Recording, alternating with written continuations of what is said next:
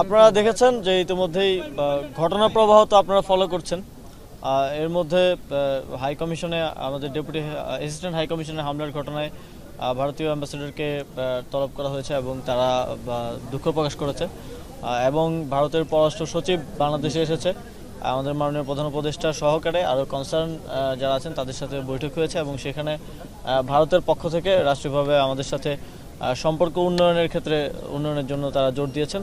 তবে আমাদের দিক থেকে যেটা বলা হয়েছে সেটা হচ্ছে আমাদের যেই সম্পর্ক উন্নয়নের ক্ষেত্রে উভয় পক্ষেরই কিছু বিষয় অ্যাড্রেস করা প্রয়োজন এবং আমাদের দিক থেকে বিশেষ করে গণহত্যাকারী শেখ হাসিনাকে ফেরত দেয়া এবং তিনি যেন সেখানে বসে যে বিভিন্ন বিদ্বেষমূলক বক্তব্য প্রচার করছেন সেটা বন্ধ করা যায়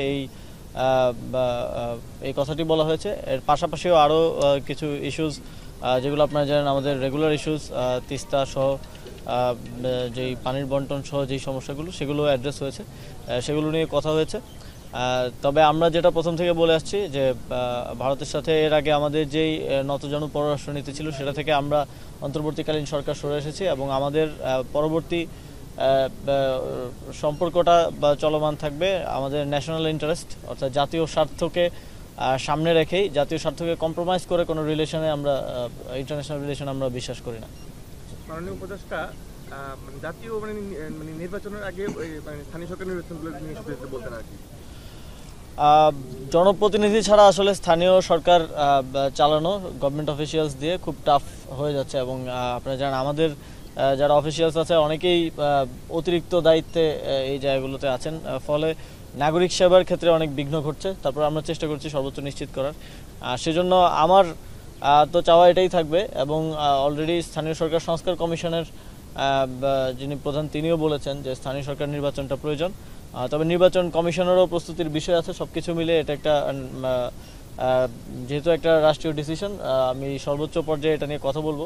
ইলেকশন কমিশন মোটামুটি ভোটার হালনাগাদ সহকারে যেই বেসিক জিনিসগুলো সেগুলো শেষ করলে আমরা হয়তো একটা স্থানীয় সরকার নির্বাচনের কথা ভাবতে পারি।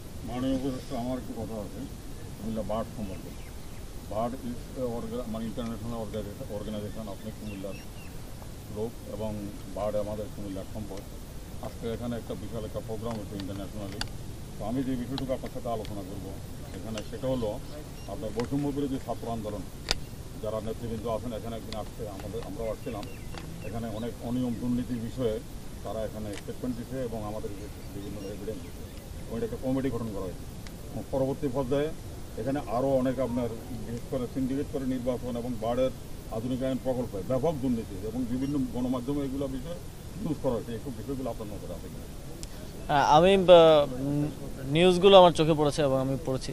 তো এই বিষয়ে আমার জানা মতো এখানে একটা তদন্ত কমিটি হয়েছে। আমি এই বিষয়টা দেখার চেষ্টা করব এবং এর জন্য যদি প্রয়োজন পড়ে তাহলে আরও উচ্চ পর্যায়ে তদন্ত কমিটি করে যদি কোনো দুর্নীতির প্রমাণ পাওয়া যায় সেক্ষেত্রে ব্যবস্থা নেওয়া হবে।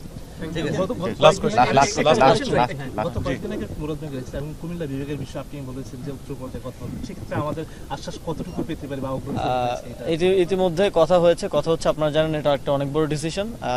এর সাথে আরো অনেক কিছু জড়িত, যেহেতু একটা ডিভিশন হলে সেখানে প্রত্যেকটা অধিদপ্তর মন্ত্রণালয়ের সব অবকাঠামো করতে হয়, অনেক এখানে আর্থিক সংশ্লেষেরও বিষয় আছে।